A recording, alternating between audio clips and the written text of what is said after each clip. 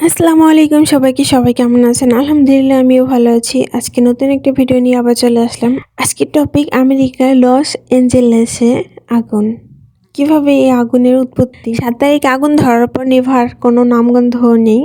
সব পুরো ছারখার হয়ে গেছে। লস এঞ্জেলেসে দাবানলের সূত্রপাত কিভাবে হলো? যুক্তরাষ্ট্রের ক্যালিফোর্নিয়ার প্যালিসেডস অঞ্চলে ভয়াবহ দাবানলের সূত্রপাত নিয়ে নানা জল্পনা কল্পনা শুরু হয়েছে। শুরুতে বলা হয় নতুন বছরকে স্বাগত জানাতে ব্যবহৃত আতশবাজি নিয়ে আগুন ধরে।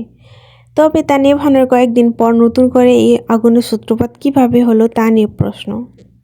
চলমান দাবানলে এখন পর্যন্ত 12,000-এরও বেশি বাড়িঘর ধ্বংস হয়ে গেছে। প্যালিসেডস এলাকার কয়েক একর জমি পুড়ে ছাই হয়ে যায়। এই আগুন নেভাতে হেলিকপ্টারের সাহায্যে ব্যাপক চেষ্টা চালানো হয়।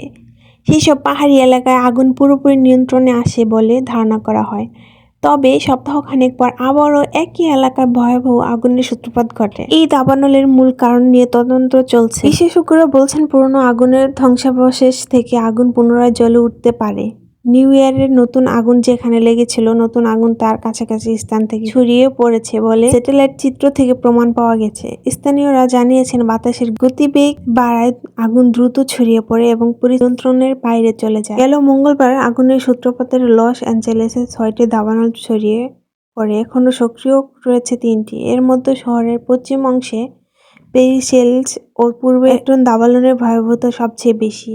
এই নিয়ে দাবানল সামান্যই নিয়ন্ত্রণে আনা গেছে। তবে বাংলাদেশে কিছু সংখ্যক মানুষ বলছে ফিলিস্তিনিকে ধ্বংস করার জন্য আমেরিকার প্রেসিডেন্ট ইহুদিদের অনেক টাকা দিয়েছেন বলে আল্লাহর তরফ থেকে এই গজব নাজিল হয়েছে। আবার অনেকে বলছেন আমেরিকার দাপট অনেক বেশি হয়ে গেছে, আল্লাহ তাআলা তার দাপট কমিয়ে দিয়েছে। এটা একমাত্র আল্লাহ তাআলা ভালো জানেন।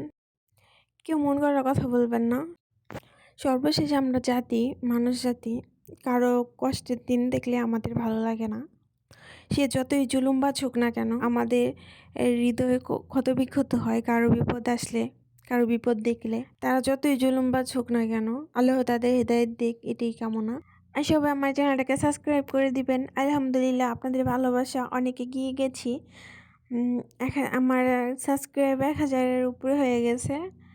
অনেক ভালোবাসা রইল আপনাদের প্রতি। সবাই আমার চ্যানেলটাকে সাবস্ক্রাইব করে দেবেন, পাশে থাকবেন। আল্লাহ হাফেজ।